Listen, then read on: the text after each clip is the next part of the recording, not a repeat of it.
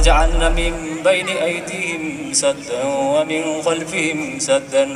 নওগাঁর আত্রাইয়ে সিদ্ধার্থ কুলি ও ভাসমান বেদে সম্প্রদায়ের মাঝে নওগাঁ জেলা প্রশাসকের কম্বল বিতরণ করা হয়েছে।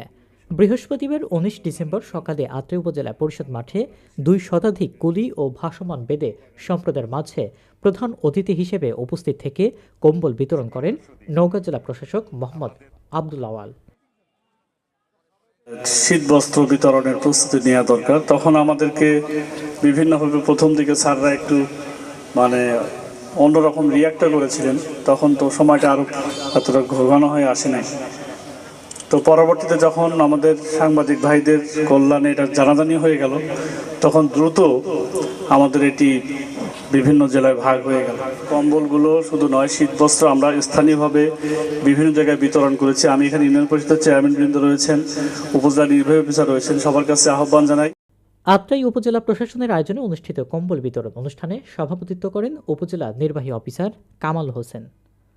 এ সময় উপস্থিত ছিলেন Ahsanganj union Parishad chairman Sheikh Manjurul Islam Manju, Panchupur union Parishad chairman ও জামায়াত ইসলাম বাংলাদেশ আত্রাই উপজেলা শাখার আমির সাংবাদিক Khabirul Islam, Bhopra union Parishad chairman Nazim Uddin Mondal, Maniyari union Parishad chairman Samrat Hossain, Bisha union Parishad chairman Tofazzal Hossain Tofa, united press ক্লাবের সভাপতি AKM কামাল উদ্দিন টগর,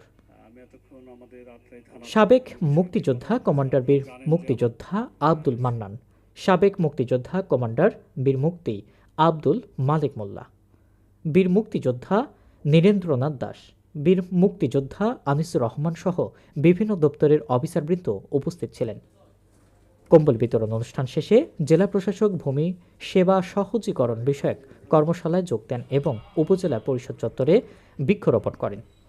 এছাড়াও জেলা প্রশাসকের রুটিন অনুসারে আত্রাই থানা আহসানগঞ্জ মোল্লা আজাদ সরকারি কলেজের অধ্যক্ষ সহ সকল কর্মকর্তা কর্মচারীদের সাথে এক মতবিনিময় সভায় যোগ দেন। সম্মানিত সচিব, ভূমি সেবা সহজীকরণ বিষয়ক কর্মশালায় আমাদের